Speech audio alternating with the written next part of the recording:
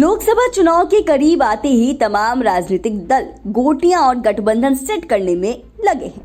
India गठबंधन और NDA में सीट शेयरिंग की चर्चा तेज हो गई है। बीजेपी हो या जदयू, सभी चुनावी अखाड़े में उतरने से पहले अपने सारे नट बोल्ट को दुरुस्त कर रही है और ताबड़तोड़ बैठकों के जरिए नेताओं और कार्यकर्ताओं को मूल मंत्र दिया जा रहा है। हालांकि इस मामले में लालू प्रसाद यादव की पार्टी आरजेडी बाकी दलों की तुलना में कम एक्टिव थी, लेकिन अब आरजेडी ने भी कमर कस ली है और लोकसभा चुनाव की तैयारियों में जुट गई है। तेजस्वी यादव के निर्देश पर पार्टी मिशन शुरू करने जा रही है। आइए इस रिपोर्ट में जानते हैं क्या है आरजेडी का मिशन और किसे लगेगा झटका। दरअसल लोकसभा चुनाव को लेकर आरजेडी ने करीब अपना चुनावी एजेंडा तय कर दिया है। अब उसे जमीन पर उतारने की कवायद भी शुरू कर दी है।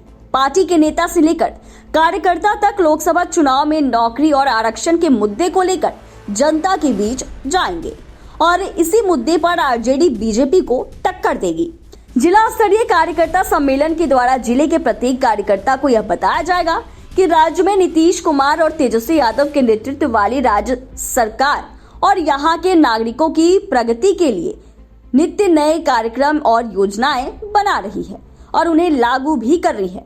इस अभियान में विधायक, एमएलसी से लेकर राजद कोटे के मंत्री भी शामिल होंगे, जो जाति आधारित गणना, आरक्षण का दायरा 75% तक करने, 2 लाख से अधिक नौकरी देने को ज्यादा से ज्यादा प्रचारित करने का काम करेंगे।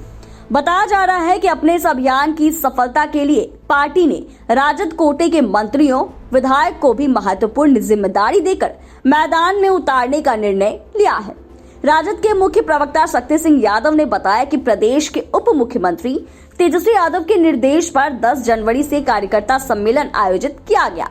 इस सम्मेलन के द्वारा जिले के प्रत्येक कार्यकर्ता को यह बताया जाएगा कि राज्य में नीतीश कुमार और तेजस्वी यादव के नेतृत्व वाली सरकार जनता के लिए कितना काम कर रही है। उन्होंने यह भी कहा कि महागठबंधन की सरकार ने राज्य में आरक्षण का दायरा बढ़ाकर 75% किया। 10 लाख लोगों को रोजगार, नौकरी देने की जो घोषणा तेजस्वी यादव ने की, उसके तहत अब तक 2.25 लाख से ज्यादा नौकरी, रोजगार दिए गए हैं। आर्थिक रूप से कमजोर तबके को आवास योजना के साथ स्वरोजगार की भी मदद दी जा रही है। बिहार के उप मुख्यमंत्री तेजस्वी यादव हमेशा कहते हैं कि राज्य सरकार ने पिछड़ा, अति पिछड़ा और दलित वर्ग का आरक्षण बढ़ाया है, साथ ही कम समय में लाखों नौकरियां दी।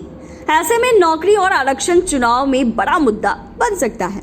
राजनीतिक जानकार बताते हैं विपक्षी दलों का गठबंधन इंडिया देश भर में जाति आधारित गणना की मांग कर चुका है और इसे बीजेपी के खिलाफ एक बड़े हथियार के तौर पर इस्तेमाल किया जा सकता है। बीजेपी को जाति आधारित गणना से अपने परंपरागत हिंदू वोटों के बिखरने का खतरा दिखता है, इसीलिए वो खुलकर इसका ना तो समर्थन कर पा रही है और ना ही विरोध। जबकि देश में बढ़ती बेरोजगारी के बीच नौकरी का मुद्दा भी तेजस्वी के लिए अचूक हथियार साबित हो सकता है। राजनीतिक जानकार बताते हैं कि इन सब से निपटना बीजेपी के लिए आसान नहीं होगा। वहीं दूसरी ओर बीजेपी और जदयू में अपनी अपनी तैयारी लगी है। ऐसे में लोकसभा चुनाव की लड़ाई बेहद दिलचस्प होने वाली है। ये तो आने वाला समय ही बताएगा कि कौन किस पर भारी पड़ेगा। फिलहाल तो सभी दल समीकरण साधने में लगे हैं।